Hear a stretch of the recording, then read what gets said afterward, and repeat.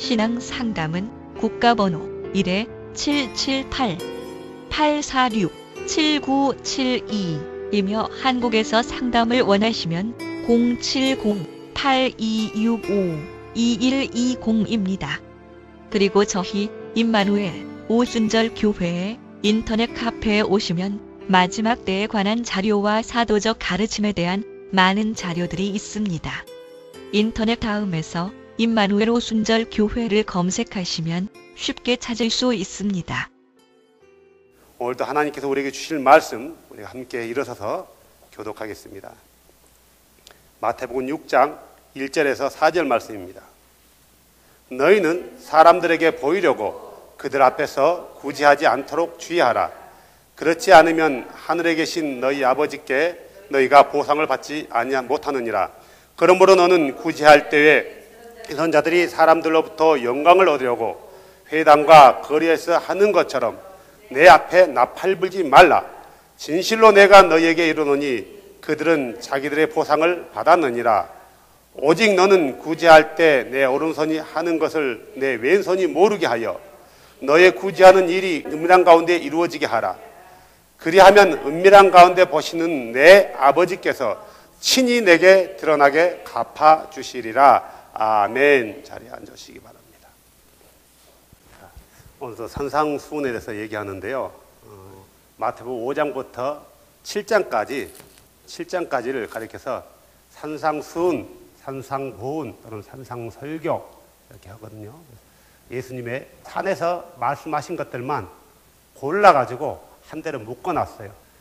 이 말씀을 가리켜 산상수훈 그래요. 마태는 자주 이런 것을 해요. 예를 들어서 마태복음 13장에 가면은 천국에 대한 비유에 대해서 쭉 모아놓거든요. 예수님이 한꺼번에 다 한 게 아니라 여기서 했던 비유, 저기서 했던 비유들을 쭉 한 대 모아놔요. 마태는 어떤 같은 테마를 가지고 있는 주제들을 한 곳에 모아서 유대인들에게 들려주고 싶었던 거예요. 오늘도 이 산상보훈의 내용은 뭐냐면은 율법에 대해서 지금 얘기하고 있는 거예요. 그렇죠? 율법에 대해서 많은 사람들이 그 율법을 지키지 않아도 된다라고 얘기해요.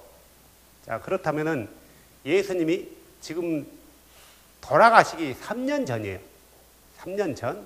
그러니까 예수님은 초창기쯤이나 중반기쯤이나 이런 설교들을 했단 말이에요. 그러면은 유대인들에게 고작 1년만 지키고 다음부터 지키지 마라 이런 의도로 한 게 아니라 끝까지 하나님의 말씀을 지키라는 거예요. 지키라는 거죠. 그래서 우리가 하나님의 말씀을 지키되 어떻게 지키냐는 거죠. 이게 지금 유대인들의 문제점에 율법을 지키는 유대인들의 문제점에서 주님이 지적하면서 바른 주께서 주신 그 율법을 바르게 해석해서 바르게 적용해라 이거예요. 그렇지 못하면은 하나님께서 그것을 인정해 주지 않는다라는 거죠.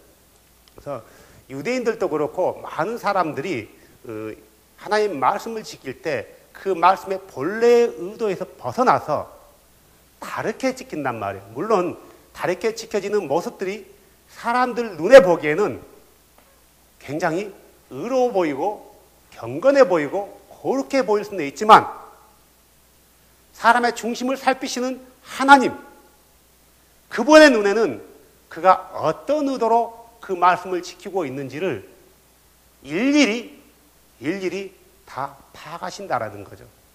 그죠? 그래서 우리 주님은 이 말씀들에 대해서 얘기하고 있는 거예요. 지금 마태복음 5장에 있는 1절부터 지금 47절까지는 다 율법에 관한 것들이었어요. 율법에 관한 것. 그래서 예수님은 한 번도 율법을 무시해 본 적이 없어요.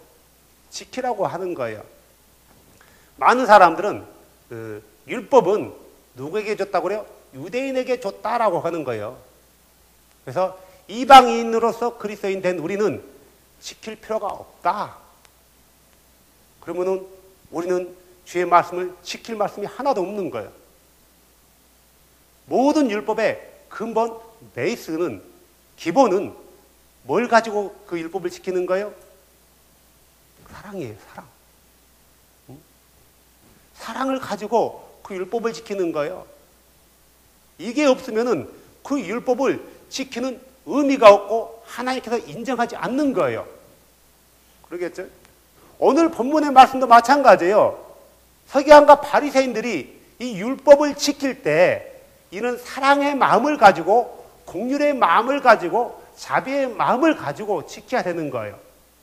하나님을 향해서 하나님과의 관계에 있는 법을 지킬 때는 뭘 가지고 지키는 거예요? 그분을 사랑하는 마음으로요. 그러겠죠? 그분을 긍휼히 여기는 마음으로 지켜요? 그분이 우리를 긍휼히 여기는 거예요. 우리가 그분의 말씀을 지킬 때는 사랑을 가지고 지키는 거예요. 내가 그분을 사랑하니까 그분께서 하신 말씀도 그분을 사랑하는 마음으로 지켜나가는 거예요. 사람을 향해서 율법을 지킬 때 어떻게 해요? 사랑과 긍휼을 가지고 지키는 거예요. 사랑과 긍휼을 가지고 주께서 우리에게 긍휼을 베푸르셨어요. 긍휼이란 것은 때로는 은혜라고도 해요. 받을 수 없는 그런 자격이 없는 우리를 주께서 우리에게 그런 호의를 베푼 거예요. 긍휼을 베풀어 준 거예요. 그러니까 우리도 그분의 사랑을 입은 자로서 그분의 사랑을 가지고 그분의 긍휼을 가지고 내 이웃들을 사랑하는 마음으로 율법을 지키는 거예요. 오늘 본문에서 말하는 이 율법 뭐에 대해서 얘기하고 있어요? 구제에 대해서 얘기하고 있어요. 이 구제는 이웃을 향해서 긍휼을 가지고 사랑하는 마음으로 지키라는 거예요. 근데 뭐가 문제였어요? 지금 바리새인들이요? 왜 구제를 했어요? 보이려고요. 사랑으로 지켰던 게 아니라 긍휼로 지켰던 게 아니라 보이려고요. 이걸 가리켜서 예수님은 딱 한마디로 지적했어요. 뭐 하는 자라고요? 외식하는 자라 그래요. 내가 하는 것이 아무리 선해 보이고 아무리 좋아 보인다 할지라도 주의 명령의 취지에서 벗어난다라면은 그 행한 모든 것을 주께서 인정한다, 인정하지 않는다요? 인정하지 않아요. 하물며 주께서 명령하지 않는 것은 더욱더 해서는 안 되는 거고, 주께서 명령하는 것들만 어떤 마음으로 지켜요? 생명 다해, 목숨을 다해, 내 힘을 다해, 내 영혼을 다해서 지키며 사랑하는 거예요. 바리새인들은 그렇지 않았단 말이에요. 생명 다해 지켰어요. 근데 이게 결국 뭐가 됐어요? 외식이 되어버린 거예요. 많은 사람들은요, 자랑하기를 좋아해요. 엄마들이 특히 뭘 자랑해요? 내 남편이 잘하고 있는 것. 내 자식에 대해서 자랑해요. 또 많은 남자들은 어떤 자기가 가지고 있는 백, 권력 자랑하는 거예요. 돈에 대해서 자랑해요. 돈이 많으니까 많이 꾸미잖아요. 뭐 묻으면 오 비싼 거 내면 묻었네 그런단 말이에요. 자랑하는 거예요. 내가 가졌다라는 것을 외모로 표현한단 말이에요. 잊고 꾸미는 것으로요. 자랑하기를 좋아해요. 그리고 혈통 같은 걸 자랑한단 말이에요. 내가 어느 집안의 사람인데, 그 캐네디언들은 우리가 백인들인데 자랑이에요. 혈통 우선, 인정 우선, 이건 자랑이란 말이에요. 자랑하기 좋아요. 또 자기가 가지고 있는 사회적인 지위, 이런 것도 자랑하고 싶은 거예요. 이런 걸 자랑하는 것 자체가 나쁘다고 잘못됐다는 게 아니에요. 근데 이게 우리가 신앙적인 것에서 주를 따라가는데, 이게 주를 따라가는 것이 자랑으로 바뀌었을 때 이게 문제가 되는 거란 말이에요. 또 사람들은요, 뭐냐면은 내가 다른 사람보다 좀 의롭다, 다시 말해서 양심적이다, 선하다, 이런 것을 또 자랑하고 싶어 하는 거예요. 특히 교회 다니는 사람들. 이거 아주 기본적이고 당연한 건데 그것을 자랑으로 여기는 거예요. 가령 예를 들어서 나는 새벽 예배 한 번도 빠져본 적이 없어. 비가 오나 눈이 오나 아파 죽더라 할지라도 내가 비록 병원의 중환자실에 있을 때 빼고는 새벽 예배를 한 번도 빠진 적이 없어. 이걸 은근히 자랑하는 사람 많아요. 표준이 되는 거예요. 어떤 사람은 내가 금식 기도를 40일의 금식 기도를 2번, 3번 했어. 재밌는 것은요, 어떤 한국의 부흥사 목사님들이 참 대단하죠. 40일 금식 기도를요, 40일 동안 물만 먹고 해요. 해보겠어요? 자매님 해보겠어요? 한번 트라이 해보실래요? 아마 죽으실 거예요. 그러죠? 한 반쯤 하면 죽으실 거예요. 그걸 2번, 3번 했다고 명함에다가 양력에다가 기록해요. 40일 금식기도 3회, 20일 금식기도 5회. 그래서 능력 받았다는 거죠. 그들이 금식하는 이유가 뭐예요? 능력을 받기 위해서 하는 거예요. 그래서 능력 받았다는 것을 자랑하고 싶은 거예요. 이렇게 나는 금식기도를 2번씩이나 했는데 하나님께 능력 주지 않았겠냐 하면서 자랑하는 거죠. 응? 자랑하는 거. 그래서 이 유대인들에게도 자랑하고 싶은 게 있는데 뭐여서? 금식이에요. 금식. 일주일에 몇 번요? 이틀씩이나 금식하는데요. 최소한. 응? 자랑하고 싶은 거예요. 또 그들에게는 자랑하고 싶은 게 있어요. 기도였어요. 기도. 내가 하루에 몇 시간씩 기도하는데, 하루에 몇 타임씩 기도하는데, 기도 자랑하고 싶은 거예요. 그 중에 자랑하고 싶은 것 하나가 또 있었어요. 구제였어요. 구제. 그러니까 우리가 세상 사람들로 하여금 세상에서 어떤 이런 선한 일들, 선한 어떤 구제하고 어떤 봉사하고 하는 것들을 경건이라고 하잖아요. 경건. 신앙생활에서 이건 자기 경건이에요. 자기 경건. 신앙생활에서도 구제하고 기도하고 또 뭐요? 금식하는 것도 금식하는 것을 경건이라고 해요. 거룩한 삶 중에 포함되는 거란 말이에요. 그냥 외적으로 나타나는 삶 가운데 나타나는 그것만 경건이 아니라 홀리네스가 아니라 그리스도인으로서 구제하고 기도하고 또 뭐 하는 거요? 금식하는 것도 홀리네스의 일부분이라는 거예요. 이것을 자랑하고 싶어 하는 거예요. 근데 실제적으로 바리새인들은 이걸 자랑하고 있는 거예요. 하지만 구제라는 것은 뭐 어디서 비롯된 거예요? 뭐에서 나온 거예요? 율법에서 나오는 거예요. 그냥 세상 사람들에게 어떤 없는 건데 나는 이렇게 양심적인 사람이야 라는 의도에서 구제를 한 게 아니라 분명히 주께서 율법에 명시를 했단 말이에요. 그래서 그들이 율법을 지키는 가운데 지금 행하는 거예요. 자, 구제라는 게 유대인들에게만 있을까요? 다른 이교도들에게는 구제가 없을까요? 구제란 말은 그거예요. 나보다 형편이 좋지 못한 사람들을 불쌍히 여김으로 내서 물질적으로 도움을 주는 거. 이게 구제란 말이에요. 그죠? 이게 구제예요. 그래서 그들이 물질적인 어려움에서 약간의 좀 위로를 받고 살아가는 데 힘을 주기 위해서 도와주는 게 구제예요. 구제라는 것은 교회 안에서만 있는 게 아니라 교회 밖에서도 있어요. 그런데 상황은 달라요. 말씀의 근거에서 구제하는 것과 다시 말해서 거듭난 그리스도인들이 말씀의 근거에서 구제하는 것과 그냥 하나님을 모르는 사람들이 또 교회는 다니지만 건너지 않았지만 그냥 불쌍한 사람들을 보고 나보다 환경이 좋지 못한 사람들을 보고 도와 구제하는 것은 구제하는 보이는 것은 우리 눈에 보이는 것은 똑같은 것이지만 하나님 눈에는 하늘과 땅 차이라는 거예요. 알고 하는 것과 모르고 하는 것. 하지만 구제를 했다라는 그 마음 자체는 그의 양심이 선하다라는 거예요. 착하다라는 거예요. 비교적으로요. 다른 사람에 비해 하지 않는 사람에 비해 낫다라는 거예요. 지금 유대인들이요. 구제를 하고 있는 것은 뭐에 근거해서 하는 거예요? 율법이에요. 율법. 그러면 율법이 폐해졌다라면은 우리가 구제하면 돼요? 안 돼요? 안 되는 거예요. 율법과 상관없이 구제한다라면은 교회 안에서 그 구제는 하나님과 상관이 없는 구제, 그냥 자기 경건의 한 부분이란 말이에요.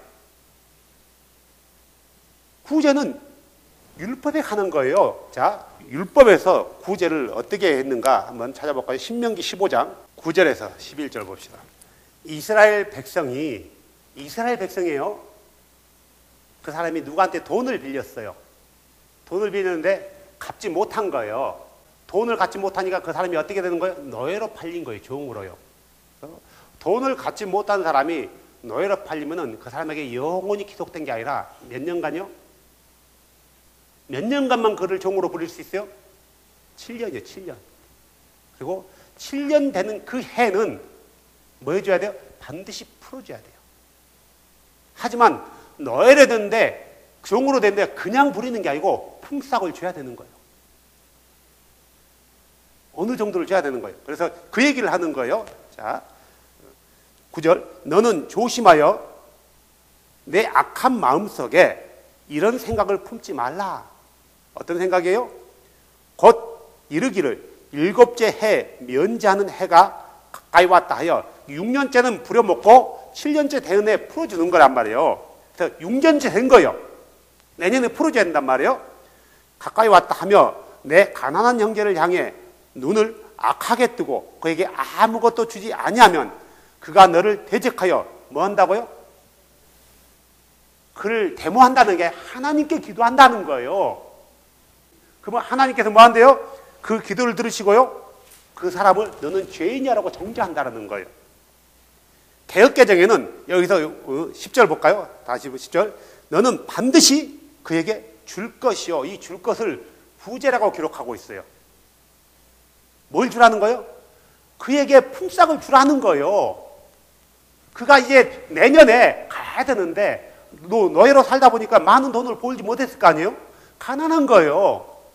그러니까 그가 가난하지 못하도록 그 가난한 자에게 구제를 하라는 거예요. 줄 것이요. 그에게 줄 때 내 마음에 금심하지 말지니 이 일로 인하여 줄 때 어떤 마음이 되겠어요? 내가 내 재물이 나감으로 인해서 내 재산에 해가 된다라는 그런 마음, 그런 근심을 갖지 말아요. 왜 그러냐면은 이 일로 인하여 주 내 하나님께서 내 모든 일과 내가 선으로 대하는 모든 것에 복을 주리라. 그러니까 복을 받기 위해서 그에게 주는 게 아니라 주의 말씀대로 행하면은 주께서 그에게 복을 준다라고 율법에 명시하고 있는 거예요. 11절. 가난한 자가 그 땅에 결코 그치지 아니하리라. 무슨 말이야? 자, 지금 이 사람들은 유대인이에요. 히브리인이란 말이야. 근데 가난한 자가 앞으로 계속 영원히 있대요, 없대요? 있다라는 거예요. 가난한 자가 있대요. 자, 그러므로 내가 내게 명령하여 이르노니 너는 내 땅에서, 내 땅이에요. 어디? 히브리인들 땅이에요. 가나안 땅이란 말이에요. 내 땅에서 내 형제와 내게 있는 가난한 자와 궁핍한 자에게 내 손을 넓게 펼칠지니라. 항상 그들을 돌아보라는 거예요. 왜 하나님께서 가난한 자를 줬냐면은 그 가난한 자가 죄를 지었기 때문에 준 게 아니라 가진 자로 하여금 하나님의 마음을 가지고 그들을 품으라는 거예요. 내가 가난하게 된 것은 내가 하나님의 법을 어기고 죄를 지었기 때문에가 아니란 말이에요. 물론 그래서 가난한 사람도 없지 않아 있었을 거란 말이에요. 하지만 모든 가난한 사람이 죄를 지어서 벌로 그런 게 아니란 말이에요. 가난한 자. 누가 가난한가 봅시다. 자, 그 다음에 또 볼까요? 출애굽기 23장 1절부터 볼까요? 자, 이것은 뭐냐면 안식년의 가난법이에요.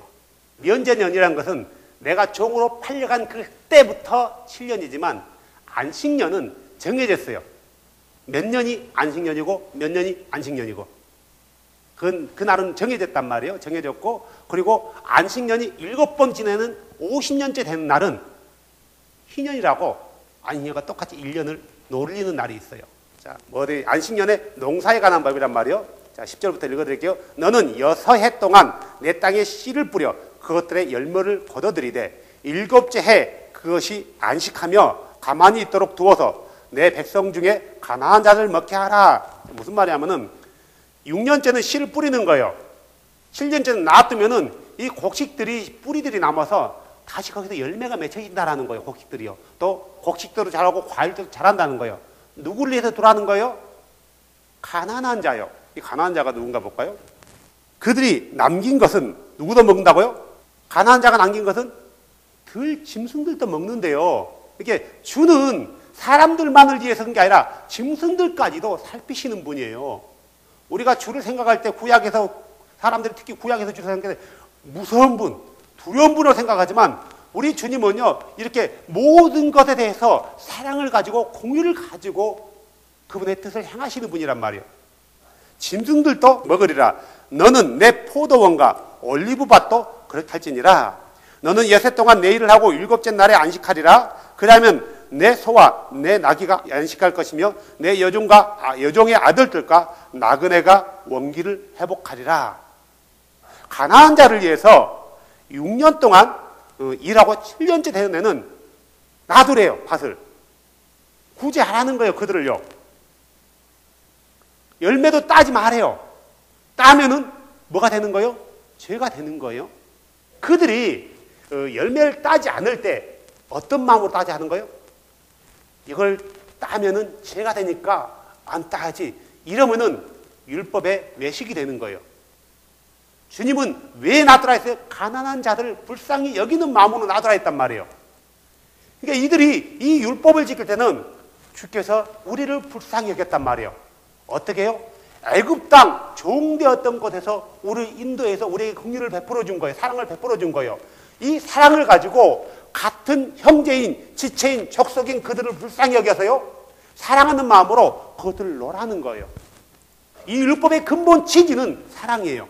가난한 자와 나와 상황이 굉장히 좋지 못한 자들을 위한 배려란 말이에요. 그래서 놔두라고 율법에 명시하고 있단 말이에요. 레위기서 25장 2절에서 7절 말씀과 같은 말이에요. 자, 그 다음에 또 볼까요?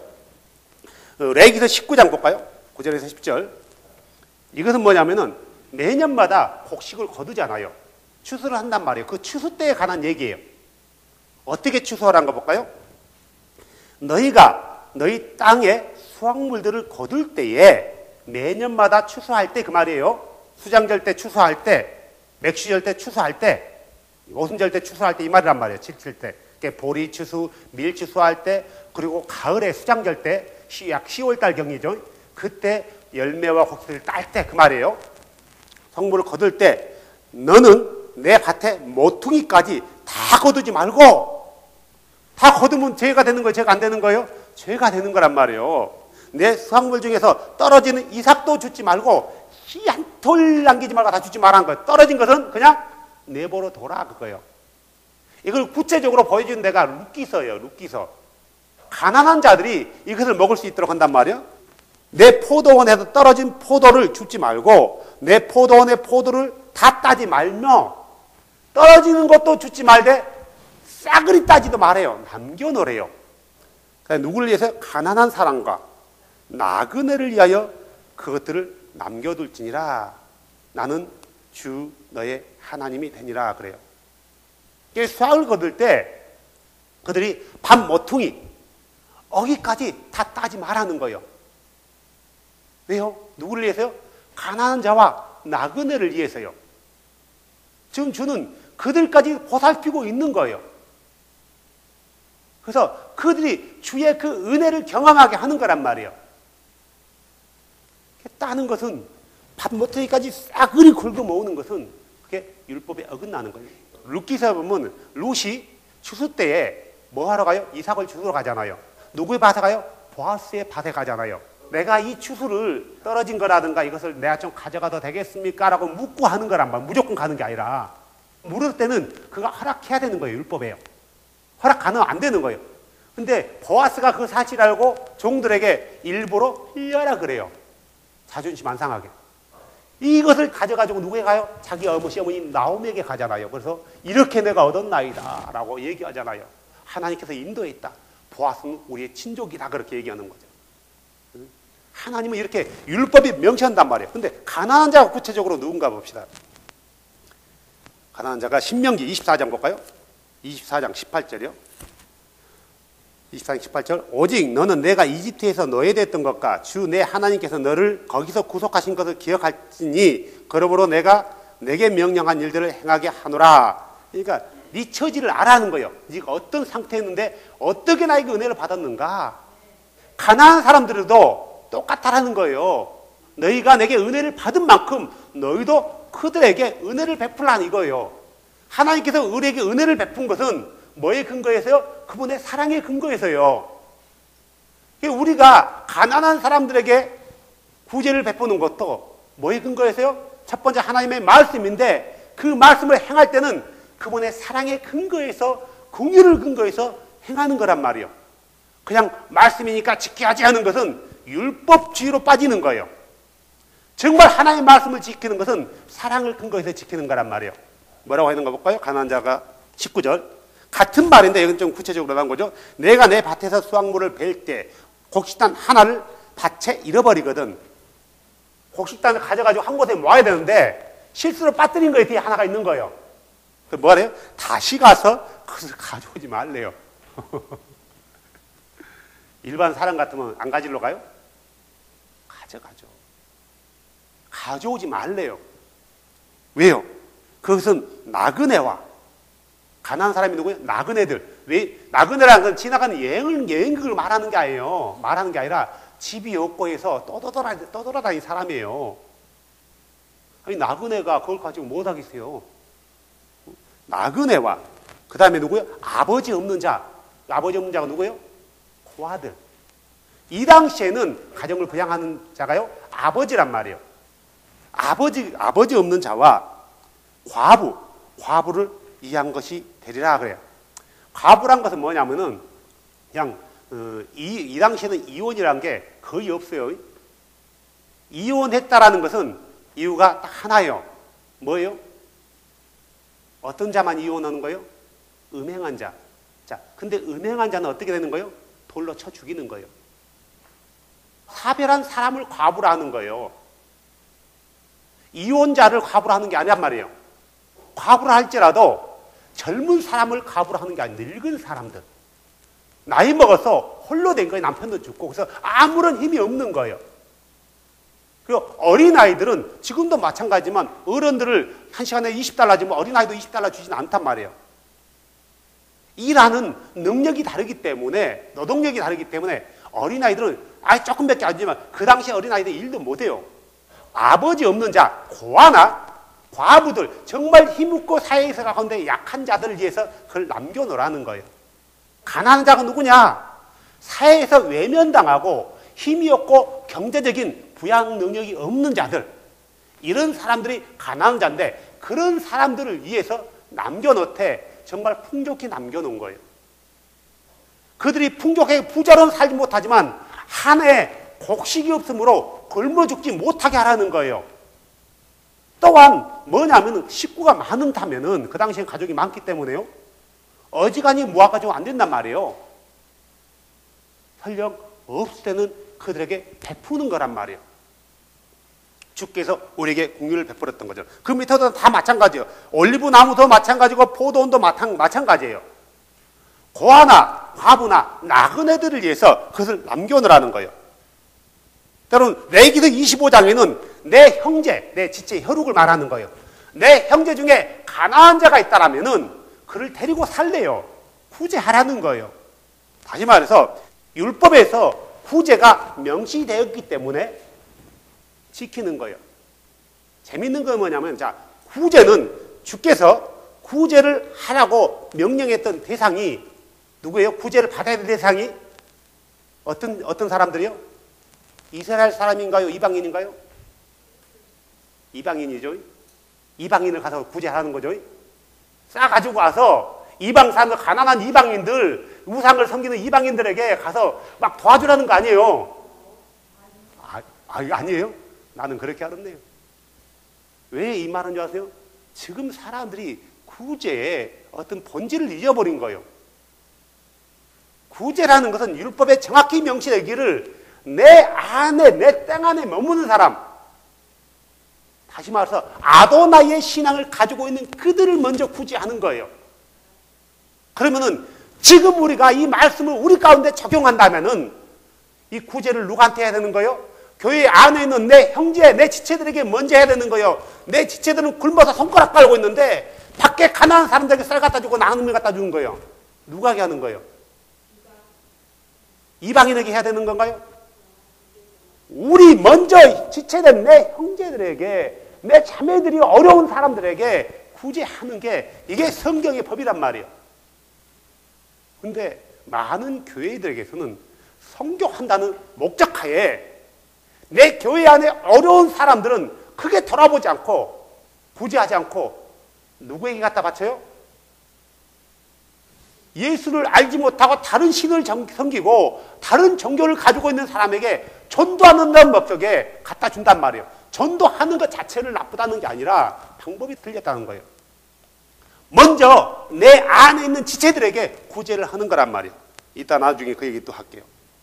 그래서 이 구제하는 것은 결코 내가 가난하게 된 게 아니라 이거예요. 잠언서에 그러잖아요. 11장 24절에 흩을지라도 여전히 불어나는 일이 있고 지나치게 아낄지라도 가난에 이르는 일이 있느니라. 흩을지라는 것은 흩은다는 것은 그냥 뿌린다는 게 아니라 많은 사람들에게 나누어진다라는 거예요. 베푼다라는 거예요. 결과론적으로 어때요? 내게 가지고 있는 것이 나가는 거죠. 그런다 할지라도 뭐 한다고요? 불어나는 게 있대요. 지나치게 가지려고 움켜잡지만 때로는 뭐 한다고요? 가난하게 될 때 있대요. 이게 뭔가 볼까요? 24장 25절. 후하게 주는 허는 기름지게 되며, 후하게 주는 것은 구제하는 것을 말해요. 개역개정이 이렇게 나와 있어요. 잠언 24장. 흩어 구제하여도 더욱 부하게 되는 일이 있나니 과히 아껴도 가난하게 될 뿐이니라. 구제를 좋아하는 자는 풍족하여질 것이요 남을 윤택해 하는 자는 윤택하여지리라. 개역개정이 이렇게 나와 있단 말이에요. 후하게 주는 허는 기름지게 되며 물을 대는 자와 같이 물을 받으리라. 흩을지라도 후하게 되는 게 뭐예요? 다른 사람에게 베푸는 것, 구제하는 걸 말하는 거예요. 이것은 선한 행위예요. 이거 하나님의 말씀을 가지고 그 말씀을 실천하는 거예요. 내게 나가는데 아깝지 않은 사람이 어디 있어요? 하지만 주께서 우리에게 은혜를 베풀었기 때문에 내 지체에 주께 받은 은혜가 있는 내가 어렵고 가난한 사람들 돌보는 것을 마다하는 것은 내 교회 안에, 우리 믿음의 식구들 안에, 내 교회뿐만 아니에요. 여기서 믿음의 식구, 예수 그리스도를 믿는 사람을 말하는 거예요. 그 사람이 어디에 있든 간에 그런 사람을 옆에 두고도 그들을 섬기지 않고 돌보지 않는다는 것은 고된 말씀을 어기는 꼴이 되는 거죠. 결국 그분을 사랑하지 않기 때문에 그 말씀을 행하지 않는 거예요. 그래서 우리는 어떤 법이 있기 때문에 안 하면은 이건 죄야. 이것 때문에 죄의 말씀을 지키는 게 아니라 나를 사랑하는 주님이 나를 사랑함으로 죄악 가운데서 나를 건지시고 자기 생명으로 건졌잖아요. 나는 그분께 은혜와 사랑을 받은 자란 말이에요. 그 사랑을 베푸는 거예요. 먼저 누구에게요? 믿음 안에 있는 사람들에게. 잠언서 28장 27절은 이렇게 나와 있어요. 가난한 자에게 주는 자는 부족하지 아니하려니와. 이게 구제하는 거예요. 가난한 자에게 주는 것은 그들에게 구제를 베푸는 거란 말이에요. 근데 주면은 가난해진대요, 내가요? 아니에요. 주께서 갚아준다는 거예요. 자기 눈을 가린 자는 많은 저주를 받으리라. 무슨 말이에요? 가난한 자를 보고도 모른 채 해버리는 거예요. 결국 뭐하는가? 하나의 말씀을 어기는 꼴이 되고 그분을 사랑하지 않는 꼴이 되는 거예요. 우리가 그분의 말씀을 지키는 것은 구원받기 위해서 지키나요? 아니면은 그분을 사랑하기 때문에 지키나요? 구원받은 백성들이 그분을 사랑하기 때문에 지키는 거란 말이에요. 주의 법은. 이게 순서가 바뀌면 안 되는 거예요. 신약에도 우리 예수님께서, 오늘 다시 본문으로 돌아갑시다. 마태복음으로요. 우리 예수님께서도 이런 근거에 대해서 율법을 줬단 말이에요. 예수님이 직접 줬단 말이에요. 그가 이 땅에 육신으로 오기 전에 영으로 존재하는 창조주로서 그가 모세를 통해서 이렇게 율법에 명시해서 이렇게 베풀라고 사랑의 법을 줬어요. 그런데 이 법이 지키는 과정 가운데 변해버리는 거예요. 이게 어떻게 되는 거예요? 처음 무도와 상관없이 행해지는 건 똑같은 거예요. 구제는요. 구제 자체는 보여지는 건 똑같은데 그들의 중심 자체가 바뀌어버린 거예요. 뭘로요? 남에게 보이려고. 많은 교회에서 구제를 해요. 구제를 하면 어떻게 해요? 신문장만에 광고를 내지 않습니까? 인터넷에 이렇게 TV에 나오고 뉴스에 나오고 우리가 이렇게 구제를 하고 있다. 성경은 그것을 언급하지 않고 있어요. 반대하고 있어요. 구제하는 것은 나타내지 말아요. 구제라는 것은 이웃 사람과의 관계에서 보여지는 경건의 행위 중에 하나예요. 기도라는 것은 하나님과 나와 관계에서 보여지는 경건이에요. 금식은 자기 자신과의 보여지면서 경건이에요. 오늘 주님께서는 지금 구제에 대해서 얘기하고 있는 거예요. 구제. 이 경건. 유대인들은 이 자기가 경건하다는 것을 사람들에게 보이는 거예요. 하나님께서 은밀하게 행하라고 했는데, 다시 한번 성경을 봅시다. 1절에 그러잖아요. 사람들에게 보이려고 그들 앞에서 구제하지 않도록 주의하라. 물론 우리가 때로는 구제할 때 내가 나타내려고 하지 않았는데도 나타나는 경우가 있어요. 그걸 말하는 게 아니에요. 그의 마음 자체가 나는 이렇게 선해, 나는 이렇게 경건해 라는 의도에서 행하는 것을 말하는 거예요.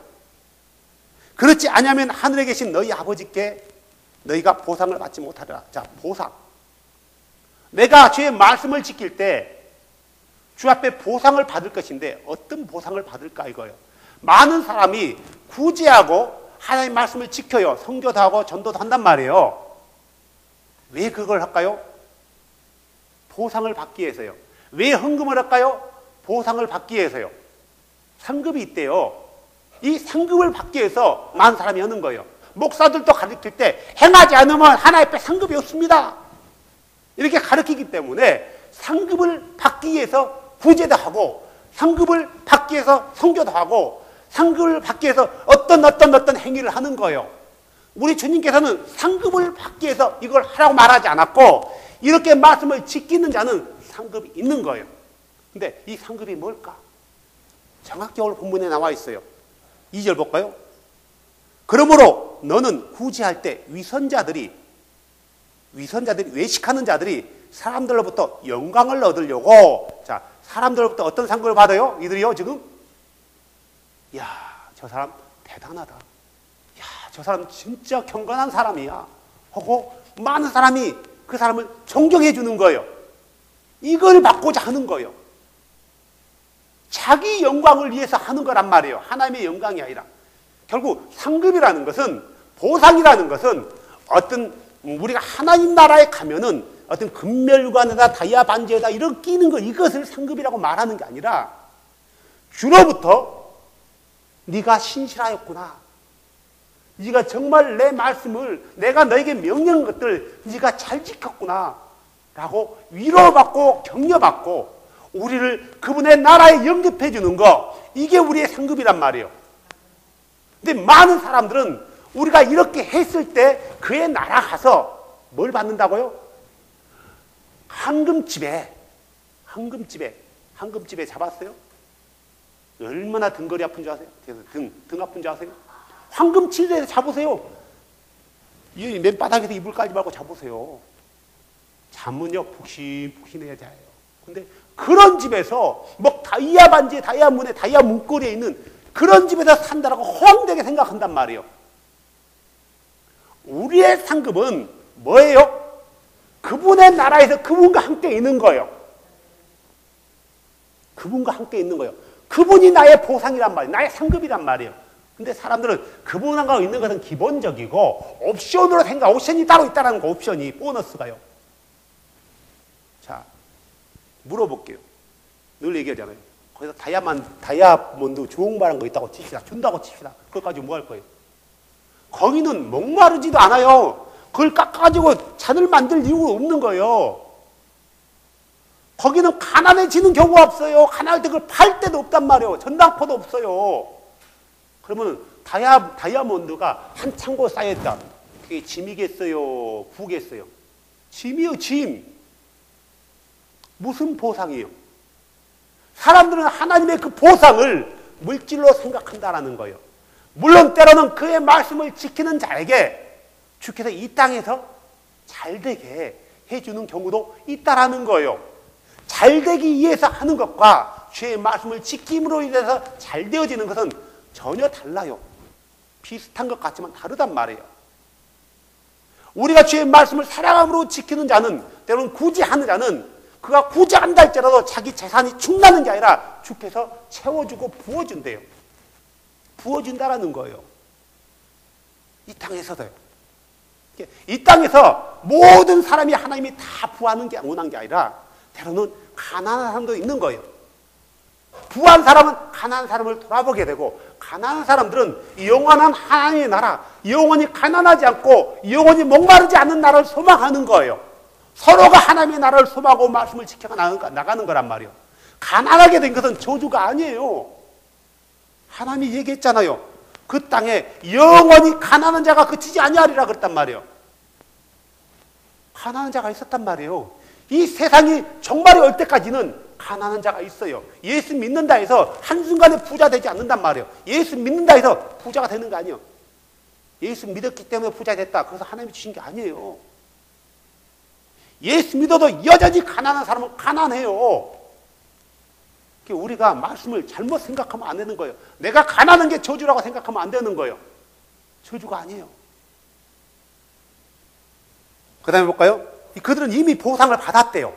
이미 보상을. 어떤 보상이라 하겠죠? 사람들에게 칭찬과 존경을 다 받아버리는 거예요. 그러니까 이 맛에 들린 거예요. 우리 쉽게 생각해 보세요.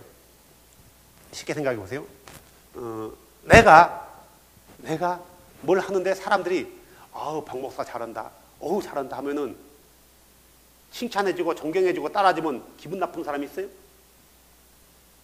나를 칭찬해주고 존경해주는데 기분 나쁜 사람은 그 사람은 잘 보살핌을 받아야 될 사람이에요. 그러죠? 비정상적인 사람이란 말이에요. 이게 존경받는 것 자체가 잘못된 게 아니지만 이 존경받기 위해서 하는 것은 잘못된 거란 말이에요. 우리가 하나님의 일을 하면 그분을 사랑함으로 해서 그분의 말씀을 지키면 주께서 많은 사람들로 하여금 자연스럽게 나를 존경하게 하는 경우도 있어요. 그러겠죠? 이 존경 자체가 잘못된 게 아니란 말이에요. 목사가 교인들에게 존경받는 거 좋잖아요. 잘못된 거 아니잖아요. 존경 자체가 잘못된 게 아니란 말이에요. 무시해야 되나요? 아니거든요. 성도가 믿지 않는 사람들, 세상 사람들로부터 또 교회의 지체들로부터 그 사람을 존경하고 그 사람을 칭찬하는 거 잘못된 건가요? 아니에요.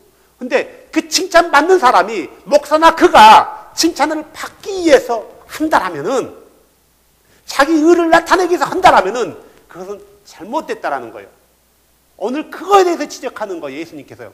자신이 율법을 줄 때는 그런 의도로 율법을 주지 않았는데 지금 율법을 지키는 바리새인들은 그런 의도로 율법을 지켜버리는 거예요. 한 번 했더니 맛을 들린 거예요. 맛을 들린 거란 말이에요. 성경은 이 구제에 대해서 굉장히 강조하고 있어요. 신약에도 마찬가지예요. 야고보서 1장 27절에도 그래 나왔잖아요. 하나님 곧 아버지 앞에서 순수하고 더럽지 않는 신앙 행위는 이것이니 그것이 뭐예요? 곧 고난 중에 있는 아버지 없는 자들과 과부들을 돌아보고 세상으로부터 자기를 지켜 더럽히지 아니하는 것들이니라. 무슨 행위래요? 신앙의 행위래요. 이렇게 하면은 자 행위구원을 말하는 건가요? 아니죠. 예수 그리스도의 이름으로 거듭나서 다시 말해서 그분의 이름으로 제3의 침례를 받고 성령을 받은 거듭난 사람들의 아름다운 신앙의 행위가 뭐래요? 주께서 여기서 말하는 주께서 이 신앙의 행위는 주께서 기억하고 받으실 만한 행위를 말하는 거예요. 그게 순수한 그게 뭐래요?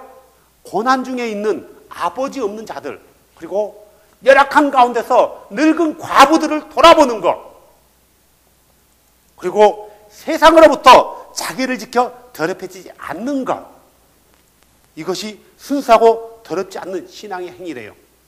얼마나 성경은 구제에 대해서 강조한지 몰라요. 구제에 대해서요. 우리가 이런 교회 안에서 구제하는 것은 당연하는 거예요. 그런데 이 구제를 놓고 외식하는 것은 참으로 심각한 결과를 초래한단 말이에요. 보여지는 것은 똑같을 수 있을지 모르겠지만 결과적으로 우리가 하나님 앞에 섰을 때는 이 외식으로 인해서 우리가 심판을 받는단 말이에요. 우리 예수님께서 외식하는 자에서 얼마나 질타했어요. 이 외식하는 자들이여 회칠한 무덤이여 어리석고 미련한 안내자들이여 라고 얼마나 비판했어요. 바로 구제도 외식하는 이 구제도 외식하는 구제하는 자들이라고 책망을 받을 수 있다는 거예요. 예수 그리스도의 책망은 곧바로 그의 심판이라는 거예요. 우리 삶 가운데 이런 외식들은 제거해야 되는 거란 말이에요. 우리가 그분의 나라에서 그분 앞에 서려면요. 그래서 뭐라고요? 사람에게 보이려고 하는 것들.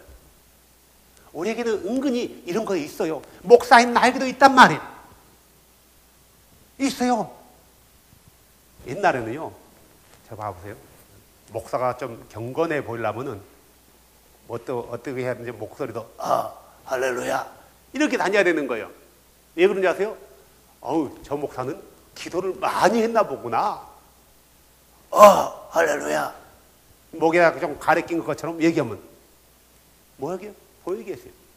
많은 사람들이 그렇게 하는 경우도 많아요. 칼칼해가지고요. 우리가 그 기도가 나중에 이제 기도를 다음에는 이제 기도에 대해서 얘기해요. 우리가 잘못된 기도들이 얼마나 많은지 몰라요. 기도는 다음에 합시다. 그래서 이런 것들 외식이 되는 거예요. 사람들에게 보이려고 하는 것들. 보이려고 하는 것들. 예수님께서 구제에 대해서 참 구제가 어떤 건지 얘기하는 거예요. 오직 너는 구제할 때 내 오른손이 하는 것을 내 왼손이 모르게 하여. 어떻게 오른손이 하는 것이 왼손이 모르게 할 수 있을까? 여기서 무슨 말이에요? 두 가지 이유가 있어요. 하나는 구제하고 생각하지 마라 이거예요. 또 하나는 옆에 사람들에게 나팔 불지 마라 이거예요. 나 오늘 구제하러 가거든? 이러지 말란 거예요. 나 오늘 월요일 날은 양로원 가서 봉사 구제하고, 화요일 날은 과원 가서 오고, 수요일 날은 홈리스들한테 가서 오고, 쫙 스케줄 하면서 사람들에게 내가 이래서 바빠. 이건 뭐예요? 내가 지금 이렇게 선한 일들을 하고 있거든 라고 나타내는 거예요. 이렇게 하지 말라는 거예요. 이렇게 하면은 뭐가 되는 거예요? 본래는 그게 아니었지만 이게 외식으로 애식으로 바뀔 수 있다라는 거예요. 처음부터 그들이 외식하려고 했겠냐고요. 하다 보니까 칭찬을 듣고 존경을 들으니까 좋으니까 그분의 말씀을 지키기 위해서가 아니라 이제는 그 칭찬 소리에 귀가 아주 적응되어 버리는 거예요. 그래서 하는 거예요. 자, 우리가 구제할 때는 다른 사람에게 나팔 불 이유도 없고 그냥 조용히 하면 돼요. 교회 안에서 구제하는 것, 먼저 교회 안에서 교인들에게 하는 것이고요. 그 다음에는 우리가 좀 더 나가서 다른 이방 사람들에게도 할 수 있으면 좋죠. 이방 사람들에게 하는 것 자체를 잘못했다고 말한 게 아니에요. 교회 안에 어려운 사람 지체들은 돌아보지 아니하고 교회 밖에 있는 사람들에게만 관심을 가진다라는 거예요. 디모데전서 5장 16절에 이렇게 나와 있어요. 만일 어떤 믿는 남자나 여자에게 과부들이 있거든 뭐하래요? 그들이 그들을 구제하게 하고. 누구에게요? 믿는 남자에게요. 교회에 짐을 주지 말라. 이 당시는 교회들이 어렵단 말이에요.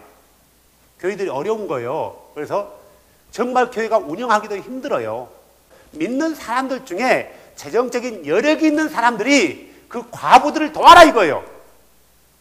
구제하라 이거예요. 교회가 여력이 있다라면은 교회에서 구제를 해야 돼요? 말아야 돼요? 해야 되는 거예요. 요즘은 교회에서 구제 헌금이라는 것도 따로 해요.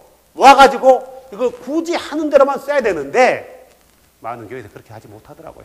싸그리 모아가지고 그냥 다 닦아 써버리더라고요. 그런 것은 잘못된 거예요. 그렇게 목적이시 들어오는 헌금은 반드시 그 목적에 써야 되는데 먼저 누구에게요? 교회 안의 사람들에게. 교회 안의 사람들에게. 이것은 교회가 참 가부인 자들을 구제하게 하려 함이라. 교회라는 것은 이런 주의 거룩한 영이 모여서 공동체를 이루는 이곳이 바로 교회가 되는 거예요. 교회 당이 되는 거예요. 이 교회 당에서 그들을 돕는 거란 말이에요. 구제하는 거예요. 갈라디아서 6장 10절 이렇게 또 나와 있어요. 그러므로 우리는 기회 있는 대로 모든 사람에게 선을 행하되 모든 사람에게 하는 거예요. 그런데요, 특히 믿음의 집안 사람들에게 할지니라. 정확히 기록하고 있어요. 모든 사람에게 선한 일을 하는 거예요. 하지만 누구에게 먼저 하라고요? 믿음에 있는 사람들 중에 가난하고 어려운 사람들에게 이 선한 행위를 하는 거란 말이에요. 구제는 선한 행위란 말이에요. 사도행전에 보면은 6장에 보면 이런 말이 나왔어요. 교회가 커지기 시작해 오순절 이후에 많은 사람이 모였는데 그 중에 많은 사람이 복음을 듣다 보니까 과부들도 많이 모여든 거예요. 교회 안에. 그 안에는 그리스 말을 쓰는 헬라파 과부들도 있었고 히브리 말을 쓰는 히브리파 과부들도 있는 거예요. 근데 이 당시에 모든 제적을 누가 맡았냐면 제자들이, 사도들이 맡았단 말이에요. 그러니까 사도들이 고루고루 해야 되는데 이 사람들이 그리스파, 헬라파 과부들은 돌아보지 않고 배식을 주지 않고 히브리파 사람들에게만 줘버린 거예요. 그러니까 그리스 사람들, 그리스 말을 하는 그 사람들이 사도들에게 얘기하는 거예요. 사도요, 왜 당신들은 그리스 안에서 공평해야 되는데 왜 히브리파 과부들만 돕냐? 이것은 잘못됐다. 왜 그들은 돌아보지 않고 이들만 하냐? 팔이 안으로만 굽냐? 라고 얘기한 거예요. 그래서 사도들이 감히 어떻게 이것들이 사도인 우리에게 명령하고 이러라 저라고 해 순종해! 하지 않고 우리가 잘못했구나. 주여 우리가 잘못했습니다. 그 다음에 곧바로 너희들은 지금 즉시 성령과 죄가 충만하고 사람들한테 존경받는 자 7을 택하라. 그들로 하여금 그들을 고루고루 돌아보게 만들고 교회 안에 문제가 없어지게 만들고 그늘진 것이 없게 만들고 우리는 기도하는 것과 말씀을 전하는 일에 전무하리라. 이 내용이 사도행전 6장 1절에서 2절 내용이에요. 교회가 하나님께서 부름받은 교회인데 교회가 문제가 있어야 돼요? 문제가 없어야 돼요? 문제가 없어야 되는 거예요. 근데 교회라는 것은 문제가 없는 걸까요? 아니에요. 언제나 문제를 안고 있는 게 교회예요. 문제라는 것은 큰 문제 때문에 어려움을 당한 게 아니라 교회가 문제가 된 아주 사소한 것 때문에 문제가 당하는 거예요. 저번에도 우리가 바이블 스터디 때 얘기했지만 우리가 말씀에 든든히 서 있지 않으면은 언제나 시험 들어 넘어지게 돼 있는 거예요. 지금 이들은 그리스도 안으로 들어온 지 얼마 안 되는 거예요. 고작 몇 개월밖에 안 되는 거예요. 믿음이 약해요. 어려운데 헬라파 과부들이 배급을 못 받는 거예요. 개역개정은 공개라고 나왔어요. 공개라는 것은 음식을 나눠주는 것을 말하는 거예요. 여기 개역개정은 상을 베푸는 거, 우리가 상을 베푸는 것만 집중할 수 없다 이렇게 얘기해요. 이게 음식을 나누어주는 거예요. 음식이 어떻게 해서 나와요? 가지고 있는 자들이 자기 소유를 팔아서 교회에 갖다 준 거예요. 이들이 여행 중이든 어떻게든 이스라엘에 왔다가 예루살렘에 왔다가 복음을 듣고 그 공동체 안에 머물러 있는 거란 말이에요. 뭐하기 위해서? 계속 주의 말씀을 배우기 위해서. 계속해서 그들이 평생 거기서 사는 것을 말하는 게 아니에요. 일시적으로 머물러 있는데 어느 과정간에 노잣돈도 떨어지고 그 머물러 있다 보니까 어렵게 되어지는 거예요. 그래서 그들을 돕고 있단 말이에요. 이들이 거기만 좋았겠어요? 나중에 고향으로 돌아갈 때 노잣돈도 안 줬겠냐고요. 그냥 가 했겠어요? 가다가 그들은 버스는 못하지만 걸어가지만 가다가 여관에서 자야 될 거 아니에요. 음식국도 먹을 거 아니에요. 최소한의 경비 같은 걸 주지 않았을까 생각해요. 물론 그 안에 머물러 있는 사람도 있겠지만 이렇게 해서 구제를 고루고루 해서 문제와 원망과 시비 엮여 있단 말이에요. 사도들도 실수했어요. 실수죠. 히브리파 사람만 주고 헬라파 사람을 안 주는 것은 실수란 말이에요. 일부러 그렇게 했어요. 사도도 성령이 충만한 사도도 실수했어요. 하물며 이 시대의 목사인 나 같은 목사도 얼마나 실수를 많겠어요. 실수했다 해서 그들이 히브리파 헬라파 사람들이 교회를 떠나버린 게 아니었단 말이에요. 요즘은 조금만 사소한 것에 되면 사람들이 교회를 떠나는 거예요. 에이, 이 교회만 있어? 다른 게 너무 선택의 여지가 많은 거예요.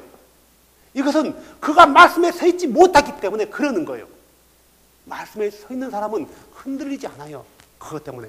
나는 히브리파 사람, 헬라파 사람들 중에 다 그렇다고 보지 않아요. 일부 소수가 그들에게 아니 우리도 어려운데 왜 우리한테는 안 줄까? 불평하는 사람도 있었지만 말하지 않고 묵묵히 기도하는 사람도 있었을 거란 말이에요. 묵묵히 기도하면서 주님 우리에게도 긍휼을 베풀어 달라고. 우리도 먹을 좀 줘 하는 게 얼마 좀 어떻게 추해 보이잖아요. 우리 지금 우리가 한다면 먹는 것 때문에 그런다면은 추한 게 아니에요. 먹는 것은 생과 사를 갈라놓는 거예요. 당연히 줘야 되는 거예요.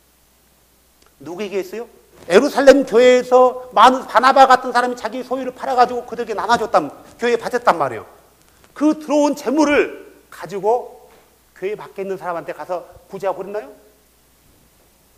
내 교회 안에 정말 어려운 사람들이 많이 있는데 그 사람들을 제껴놓고 교회 밖에 있는 사람들을 구제하고 돕는 것은 이건 잘못됐다라는 거예요. 생각해 보세요. 어떤 게 나은가? 내가 교회 안에 있는 사람을, 교회에서 어려운 사람을 돕는단 말이에요. 힘껏 도와요. 그래서 그들이 교회를 통해서 은혜를 받아요. 누구의 은혜? 하나님의 은혜를. 그럼 그 사람이 나가서 예수님의 그 은혜 받은 걸 전하지 않겠어요? 안 해요? 받고 땡이 닦아버리나요? 그 사람이 백이고 천이고 전도할 수 있는 거예요. 내가 어려웠지만 하나님께서 교회를 통해 은혜를 베풀었다. 교회란 건 이렇게 좋은 거다. 하나님의 교회란 건 이렇게 좋은 거다. 너도 와봐라. 너도 죄 용서받고 그분 안에 와봐라. 이렇게 전도되어졌단 말이에요. 이게 맞는 거예요. 그래서 한 교회로부터 구제를 받는 사람들이 선한 행위로서 받고 나서 자랑하고 또 나타내는 거예요. 그러니까 교회 밖에 있는 사람들이요, 교회에 있는 사람들을 호감, 좋은 평가를 한단 말이에요. 아, 교회라는 것은 저런 거구나. 이걸 제일 잘하는 종교단체가 어딘 줄 아세요? 여호와증인이에요. 여호와증인. 죄송하지만 교회에서 여호와증인 반만 따라가라 하세요. 그들은 나타내지도 않아요.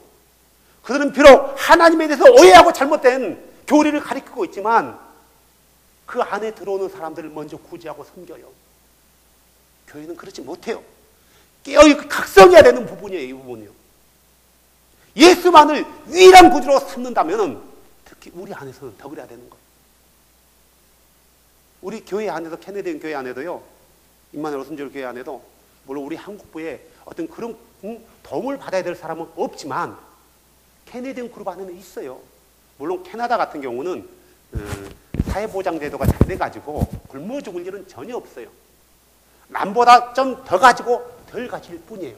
절대로 일 안 한다 해서 굶어 죽지 않아요. 우리 캐네디언 자매 중에서 스페인신데 딸 자식들만 몇 명이죠? 하나, 둘, 셋, 넷, 다섯, 6명이에요. 6명인데 하나는 이제 시집가고 그 미성년자에서 해제됐고 했으니까 베네핏만 나와도 얼마 나온 줄 아세요? 2, 3천 불 나와요. 그리고 싱글맘이에요. 오히려 일 한 사람보다 더 받아요. 캐나다에서는 교회에서 구제한다든가 한 게 특히 드물어요. 그런데 한국 교회는 좀 달라요. 한국 교회는 캐나다 안에 있는 한인들 교회는 좀 어려운 사람들이 진짜 많아요. 비자 문제가 해결되지 않기 때문에 받아야 될 사회보장제도를 못 받는 사람이 많단 말이에요. 그러겠죠? 일해도 그 사람이 얼마나 두려운 거 안 돼. 이런 줄 아세요? 들킬까봐. 또 그런 사람들은 일할 때 다른 사람들은 20불 줄 거 10불밖에 안 주는 거예요. 날마다 하루하루가 버기는 거예요. 그런 사람들을 교회에서 도와줘야 되는 거란 말이에요. 돈으로만 도와주는 걸 말하는 게 아니에요. 때로는 살도 갖다 팔아줘야 돼요. 힘내자. 힘내자.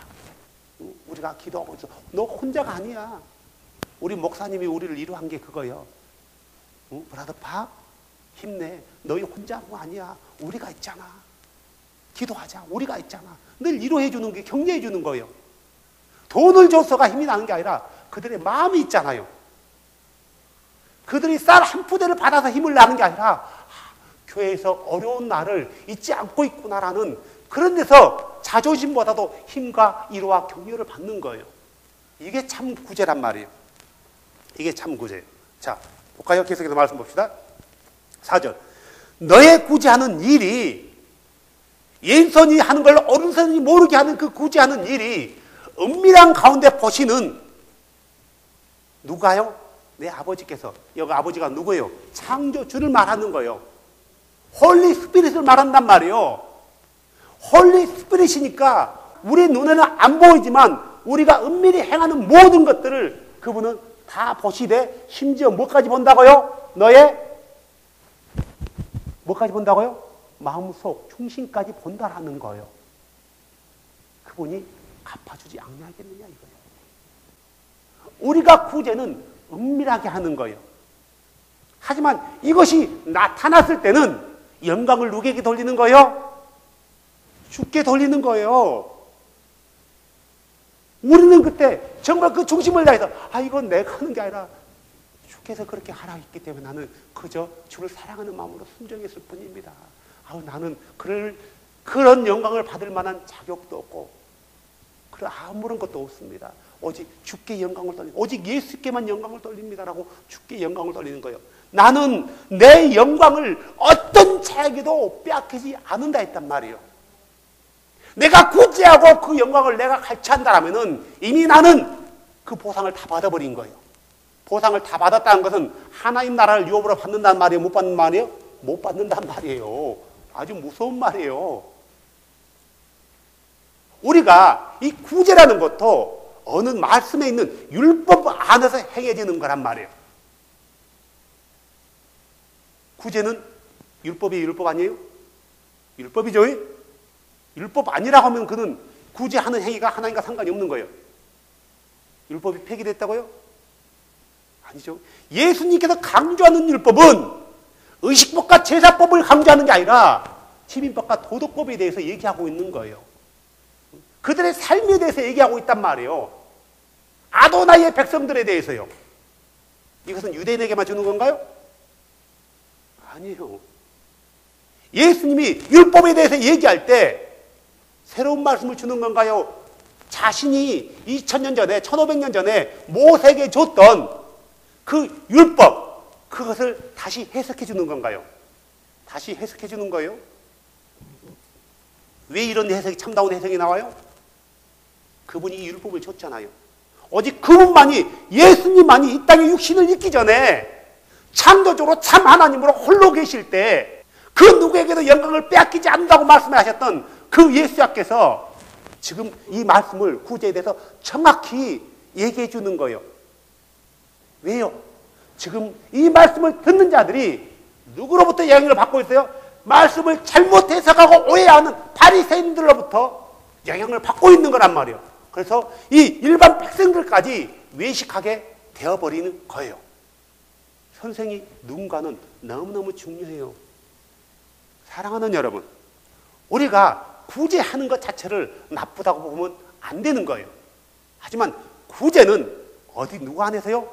믿음의 형제들 안에서 먼저 하라는 거예요. 주님의 말씀은요. 내 형제는 굶어 죽고 손가락 빨고 있는데 교회 밖에 있는 사람들에게 구제를 한다고요? 이것은 성경이 아니에요. 이것은 성교가 아니에요. 물론 그걸로 해서 교회 안에 들어올 수 있어요. 하지만 정작 내 교회 안에 있는 사람은 죽어나간다는 거예요. 한 사람을 놓고 두 사람을 잃으면 무슨 소용이 있어요? 교회 안에서, 공동체 안에서 먼저 일을 행하고, 그리고 여력이 남거든 밖에 모든 사람에게도 선을 행하는 거예요. 그리고 이 율법을, 하나님 말씀을 지킬 때는 뭐에 근거해서요? 내가 주께 받은 은혜, 그 사랑의 근거에서 나도 이 말씀을 실천하는 거지, 내가 구원 얻기 위해서, 보상받기 위해서 하는 행위라는 것은 하나님 앞에 절대로 기억되지 않는다는 거예요. 다시 말해서 불법이 되어지는 거예요. 외식이 되어지는 거예요. 그래서 주님 앞에 서는 그날 외식하는 자여, 위선자들이여, 내가 너를 결코 알지 못한다 라는 그런 책망을 받을 수 있다는 사실을 우리가 잊어버리면 안 되는 거예요. 언제나 주의 말씀은 진리예요. 언제나 주의 말씀은 진리예요. 내 주변에 때로는 교회 다니지 않아도 어려운 사람들이 있어요. 우리 안에 가령에서 우리 공구를 놓고 봅시다. 구제 받아야 될 사람 있나요? 있어요, 없어요? 구제 받아야 될 사람 있어요, 없어요? 우리 안에는 없는 것 같아요, 최소한. 그러면은 우리의 눈을 어디로 돌리는 거예요? 교회 밖으로 돌리는 거예요. 그래서 그들에게 친절을 베푸고 섬겨주고 때로는 어려운 자에게 봉사해 줌으로 해서 하나님의 사랑이 이렇습니다라고 나타내 주는 거란 말이에요. 비로소 그때요.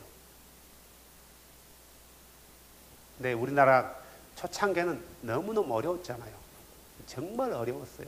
어려운 사람들이 많았지만 지금은 그렇게 어려운 사람이 그 정도로 많지는 않아요.